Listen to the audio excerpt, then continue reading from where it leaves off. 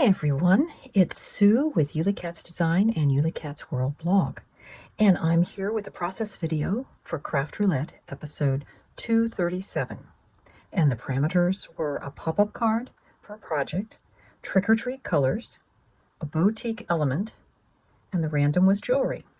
So I'm going to be doing a pop-up book. I just wanted to tell you that I'm using Scrappy Tales dies this week to create the whole book, and this is one of their sort of Halloween-esque dies that they have. This one makes the book cover for Frankenstein, and I will list all of the dies that I've used on my blog in the supplies list.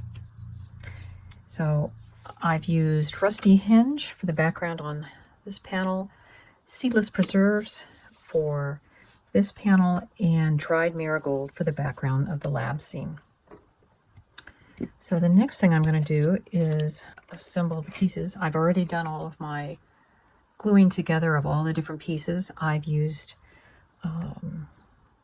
mowed lawn and forest moss to help color Frankenstein's facial features.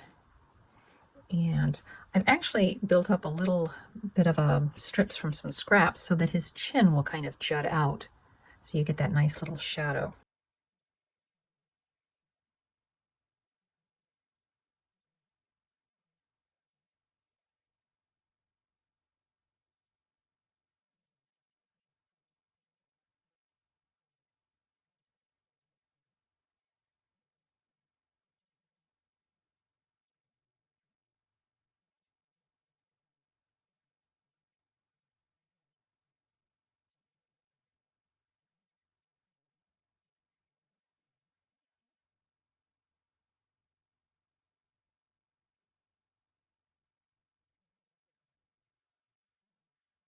The die kit set comes with a lot of little teeny tiny dies that you can use to all these little pieces on the machinery. I chose to just use my Sharpie fine tip pens to create those.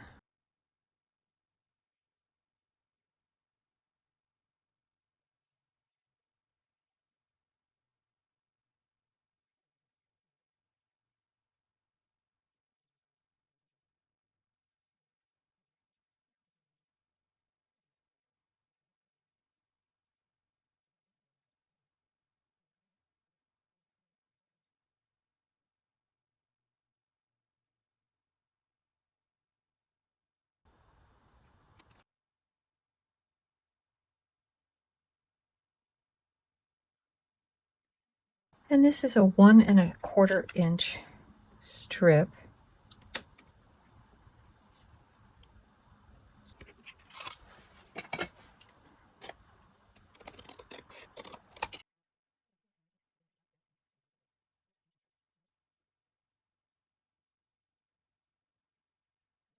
So I have my 2 pieces of a textured craft paper cardstock. It's fairly thin. And there is a die within the book set, the base set, that cuts these out and puts the score lines in for the sides. Brina, who designs these, suggests using tape. I'm going to use just some of this little stuff because that's what I can find.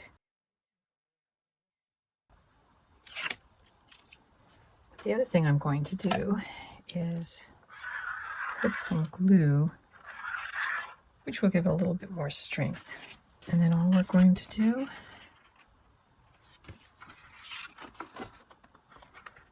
is kind of keep burnishing them down. And then this is going to be the spine cover. It's a piece of leather-like, actually I think it's supposed to be pigskin for football, but I like to use it for something like this. So I'm going to get out my scoreboard, and the spine is about 1 inch wide. And this piece is about 2.5 inches. It's a little less than 2.5. If I center this up, then we've got, so that's the center. If I go here, and if I go here, that gives me the spine. Is I do need to put a score mark in. I'm not going to fold it though until after we get it glued on.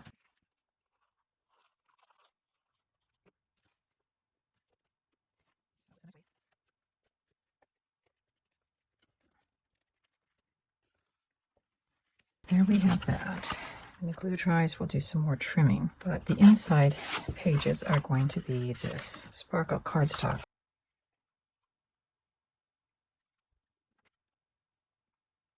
The plate to cut the pages that make the frame looks like this. And when you put it through the die machine, it's always best, instead of putting it straight through, to put it so that the corner is, so it's kind of angled through. It helps relieve the tension, because sometimes the plate doesn't cut well if you put it straight through, but if you put it at an angle, it spreads out the tension. So what needs to happen with these is you need to work the folds.